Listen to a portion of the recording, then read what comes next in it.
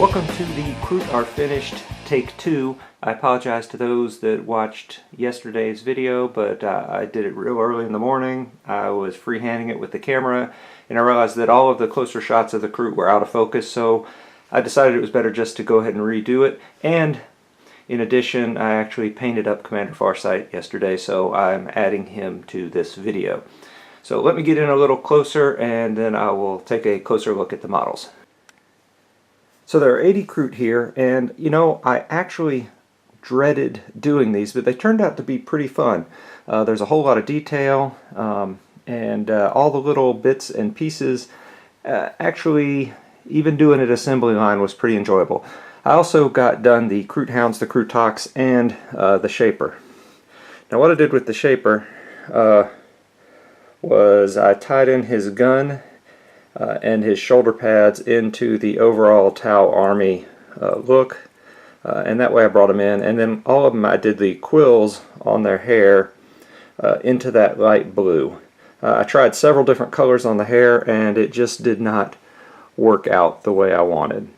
Now I only built about 20 of these. The rest I got in either bits bags. I don't know why, but people seem to love to throw Kroot into bits bags, but a lot of them had extra bits on them, like this one here had a Tau shoulder pad, so that was easy to tie that into the regular army.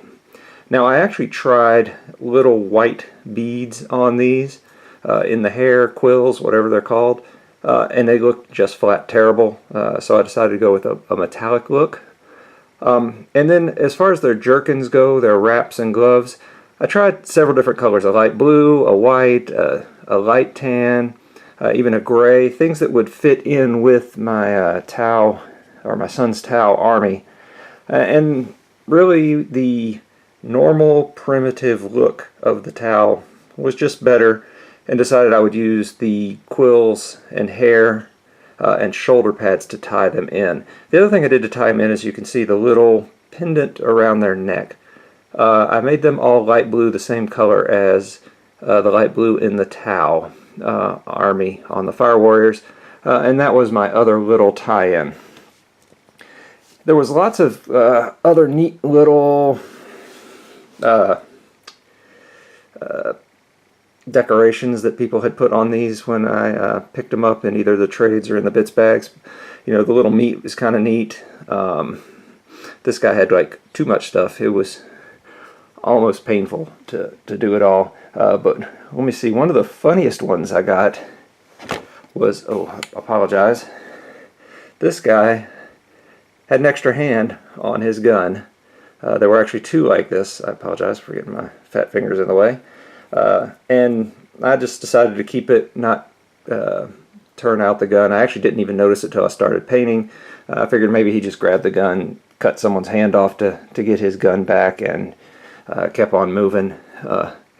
You know, little bones hanging off of the back wraps. So yeah, very neat little models, I think. And like I said, I'm very surprised how enjoyable it was to paint these. Now we also have the Krootoks and Kroot Hounds. These are fine cast models. They're very light, but they're kind of a pain to clean. But I liked the Krootoks. It's a pretty neat model. I don't know how much play these guys will get. Maybe one day the Kroot will get their own mercenary rules. Someone on one of the online boards said they used to have them. That was back before I started playing 40K. But that'd be neat. I do have two models left that I didn't paint, that I've saved to either do something funky with, or I don't know, but 80 seemed like a nice round number to paint. So that is all of the Kroot done and ready to go into my son's winter Tau army. I think those were all the little interesting bits on them to talk about, though. You know, the stitching, you know, I was, like I said, very surprised at everything with these models. There's the quills on their arms and legs. There's the stitching on all of their leather jerkins, bags. They're nice models. They look kind of daunting, like you would never want to do them, but I did actually like them and enjoy them.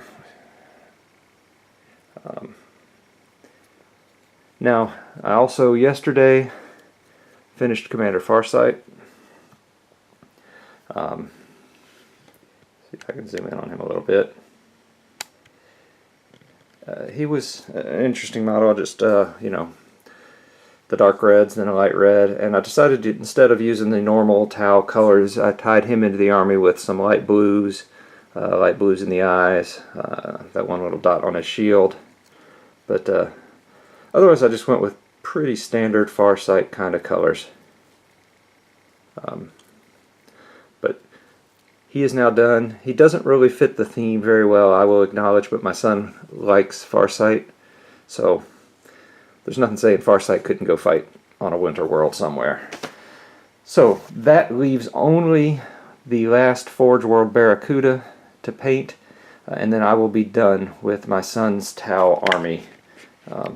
It's been a very long time coming, but it's been fun. I've learned a lot about assembly line painting massive numbers, and that's good before I get started on my orcs and my daughter's marines. But there you have it. 80 Kroot Farsight, Kroot Hounds, Krootoks, and a Shaper.